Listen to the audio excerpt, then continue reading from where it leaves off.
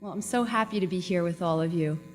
But I will say, when Hallie got up and said that what she wanted to speak to you about was fear, I became a little bit afraid myself because I, too, will be speaking to you about fear. But it's a different talk, don't worry. When I was asked to speak, about maternal love, the emotional power of maternal love, but specifically to address the fears that many women face. And in my work, I accompany many people in facing their fears, and hopefully not becoming paralyzed by them, as Hallie spoke about.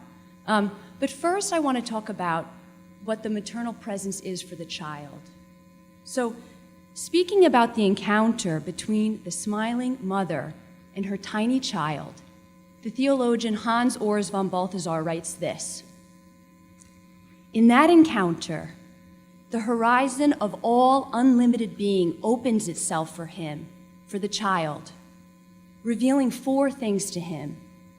First, that he is one in love with the mother, even in being other than her. Therefore, all being is one. Second, that love is good. Therefore, all being is good. Third, that love is true. Therefore, all being is true. And fourth, that love evokes joy, and therefore, all being is beautiful.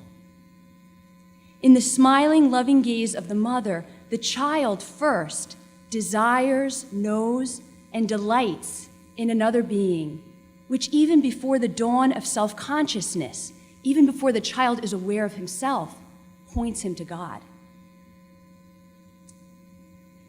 The mother is uniquely suited to this task. As St. John Paul II writes in Mulieris Dignitatem, God entrusts the human being to her, to the woman, to all of you, in a special way. We women have a particular capacity, right, to pay attention to another person. And this grows all the more, develops all the more in motherhood. The mother, for example, right, can feed the child at her breast. And this it nourishes the child physically, but also facilitates bonding. From the breast, the child can look up and see the face of his mother. And this is uniquely human. Other animals, this isn't the case for other animals. This intimate connection that forms between mother and child offers a sense of security and well-being. We psychologists refer to this connection as an attachment bond. There's a beautiful theory in psychology, attachment theory. Through her attuned and contingent communication with the child, right, we see this in these kind of proto-conversations that mothers have with their children, right? The child doesn't know the words that she's saying, right? But they're in this kind of dialogue. Through this communication and connection, she becomes a secure base from which her little one can explore the world. So if a mom came in here with her 1 or 2-year-old, right, and came into the room, as long as he could see her, he would explore, right? He would be free to explore. But what would happen if she went out of view? What would happen? He would probably burst out crying, right? He was looking for her. He can explore the world freely when she's there. So she's a secure base from which he can explore the world. She's also his safe haven. So what does this mean? Well, when he's distressed, he goes to her for comfort and soothing, right? A little one can't yet modulate their own feelings, right? So he goes to mom as that safe haven in times of distress. So an attachment figure is these 2 things: a secure base from which to explore the world and a safe haven in times of distress. As the child internalizes a sense of security, consistency, and safety, a secure attachment forms. And this predicts a lot of positive outcomes. There's a lot of research on what a secure attachment bond does for a child in their development, socially, emotionally, cognitively. But not all of us have this kind of secure experience with our mothers and with our fathers. Insecure and disorganized attachment bonds can also form. Some people learn to avoid emotional closeness because their mothers were emotionally unavailable. And there can be lots of reasons for this. Maybe mom was chronically depressed, Or maybe she couldn't resonate with her own child's feelings because she didn't receive that kind of emotional connection when she was growing up. Now, when children with this kind of attachment history grow up, they often have a dismissing stance toward their own emotional needs.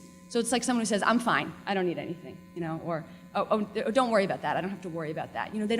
They dismiss their own vulnerable emotions and needs. Others experience inconsistencies in mothering and perhaps intrusiveness. So maybe mom got overwhelmed by her child's distress. Maybe she tried to soothe him in ways that weren't really responding to her needs. Sometimes when people get overwhelmed, they mix up their own emotions with the emotions of others. And so an anxious, ambivalent attachment can develop. And adults with this kind of attachment history tend to become very preoccupied in relationships. Now, attachment insecurities can give rise to a lot of fear about being a mother. Some people ask themselves, well, if I didn't receive good enough mothering, how can I care for a person who is wholly entrusted to me and utterly dependent? Even those of us who have experienced attachment security will face this task with great trepidation. So one kind of fear that people can experience, women experience, that you may experience, is a fear of being somehow incapable, incompetent. And I've worked with a number of young women who express this kind of anxiety about marriage and maternity, often because of the wounds they carry from their own family histories, from their own wounds. Not having internalized a sense of security and well-being from early relationships leaves them feeling very vulnerable about the prospect of receiving and nurturing their own children. A second kind of fear that can be related to the first but is a distinct fear is that really of giving oneself away totally, being given, the name of this conference. To conceive, bear, and raise a child asks the surrendering, as Hallie was saying, of one's body, time, energy, attention, sleep, right, Hallie?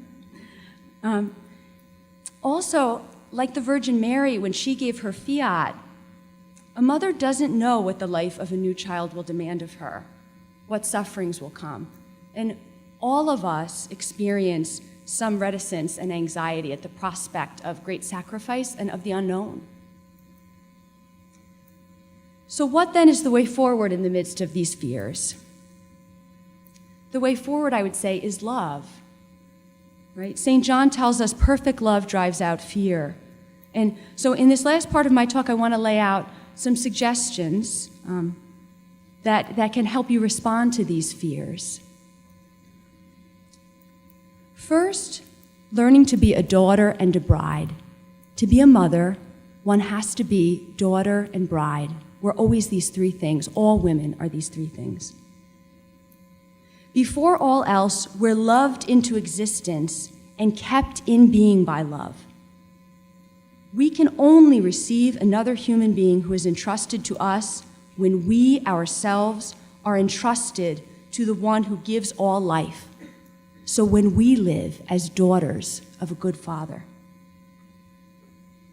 The ongoing need to receive love, it characterizes us ontologically. It's the structure of our being. We keep being loved into existence. And it also characterizes us psychologically. Our attachment needs, these vulnerable needs, these needs for validation, for understanding, for closeness, they don't go away, right? They take a different shape in different stages of our life, but they don't go away. So being needy and dependent, it's not in itself a sign of disorder, as many of us believe, especially in our culture, but a foundational dimension of our creaturely nature. It's what it is to be a creature. The link between being a creature who receives everything from God and being a mother, that relationship, is perfect in Mary, virgin and mother. She's the perfect creature, totally available to what God asks, because totally belonging to him in filial trust. Adrienne von Speyr, she wrote that it's Mary's genius, it's her genius to identify herself as God's handmaid, because in this way, she made herself wholly available to his service. She wrote, He can form from her everything that pleases him. She can form from her, he can form from her everything that pleases him. Her freedom from original sin, about her freedom from original sin, this is what Ratzinger writes. This signifies that Mary reserves no area of her being, life, and will for herself as a private possession. She reserves no area of her being for herself as a private possession. She's totally given, right? And this is what it means to be free from original sin, not to do it right. You know, it's beautiful. In giving herself totally to God, being wholly entrusted to him, she gains herself. It's this paradox that in this dispossession of ourselves, we gain ourselves. And so she becomes the mother of God. Now, my own mother, she faced big fears of maternity. When my father married my mother, the thought of having children made my mother very anxious. While she had been certain of her parents' love for her, her own family of origin experience was characterized by a lot of anxiety. Her mother was really overwhelmed. Her father was depressed and addicted. So she felt kind of incapable of caring for children when she first married my father. She was also very young. Then she went on a Cursillo. This is a movement in the church. She went on a retreat. And there she had a profound experience of God's love. And this, she said, really opened her to life. It was beautiful to hear her tell me about it. I asked her about it as I was preparing for this talk. And she told me that she felt a new sense of security in the awareness of God's presence. He became her secure base, right? Remember I was talking about the secure base? He's the ultimate secure base. Her fears diminished. She experienced this call to motherhood, and she embraced it, receiving 7 children, of which I am the 4th. So I'm grateful that God gave her this capacity to move through her fears and not become paralyzed. She speaks of her time mothering us as infants with great wonder and delight. My parents' 19th grandchild was born just a few weeks ago. I just met my newest niece, Lucy Elizabeth, born to my youngest sister. And I realized my sisters and I didn't contend with the same fears that our mother faced. So like insecurity, security, healing, and integrity can be passed from generation to generation. Second, being a bride. In my mother's story, the filial relationship with God was crucial, but so too was her spousal bond with my father and the reception of his love. The primacy of receptivity characterizes our identity as daughter and as bride. St. John Paul II says, "The bride is loved. It is she who receives love in order to return love." Being the one who receives first, it's a vulnerable position, you know, and it's especially vulnerable if we haven't received love consistently. One woman that I worked with in therapy, I'll call her Anne, she was already the mother of 2 when she came to see me, and she was facing for the first time her fears of intimacy in her marriage, you know, her kind of unwillingness to be totally vulnerable. Now, growing up, she had experienced a lot of neglect of her own emotional needs. So what? She learned to dismiss them, you know, and her husband experienced this with her. She kept much of herself hidden from him, even from herself. Now, in therapy, she learned a lot about how she was protecting herself to avoid the experience of shame that her emotional needs had brought about for her when she was young. But in this process, she started to take the risk of opening herself up to her husband, receiving from and trusting him. Her husband became a more secure base for her. And this, in turn, helped her to connect with her children in a deeper way, right? She became more open to their vulnerable needs and emotions. Now, it's the bride who first receives, but it's fathers who need to be invited by mothers into parenting. This is very beautiful, I think, what John Paul II says in Mulieris Dignitatem as well. He writes, "The man, even with all his sharing in parenthood, always remains outside the process of pregnancy and the baby's birth. In many ways, he has to learn his own fatherhood from the mother." Now, Anne's husband had complained a lot about how he couldn't get in there. He felt like he was kind of left out of parenting, right? She took control, and she kind of controlled the household. So what did he do? He focused on work. Now, in this process of healing in their marriage, and as she became more open to him, he also became able to take his place as the father of the family. And then when they welcomed new children, they were able to do this together as mother and father. Okay, I only have a few minutes left, but I want to make 2 more points. I'm going to try to do it quick. These are the most foundational things, though, I think, the need to be daughters and brides if we're going to be mothers. So the next thing I want to say is that it's important to learn to tell your story, Now, and to make sense of the hurts in your own life. In a book called Parenting from the Inside Out, Siegel and Hartzell say this: the best predictor of a child's security of attachment to a caregiver is the way that the adult has made sense of his or her own childhood experiences. So it's not just that people have had hurts or haven't had hurts, it's how we make sense of those things. So if you've experienced loss, abuse, disappointments, learning to understand, well, how has this affected me? How does it play out for me now? How might it affect how I relate to other people? That allows mothers then to bond with their own children in healthy ways. That process of making sense and telling your story in a meaningful way. The last thing is this: we can really trust our nature as women. We're all daughters.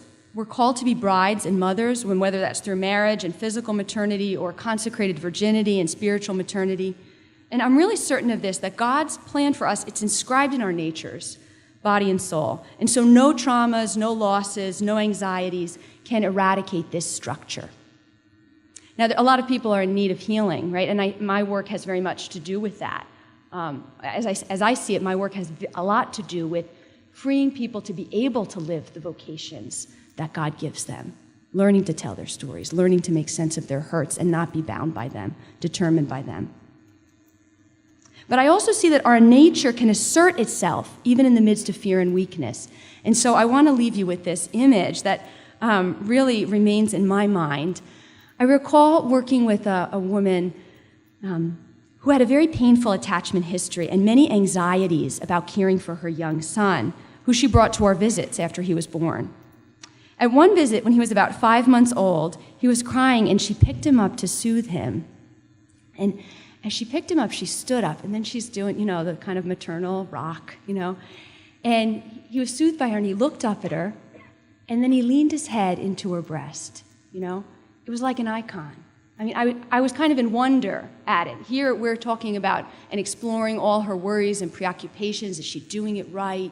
And I looked at her and I was like, it's all here. It was beautiful to see them there.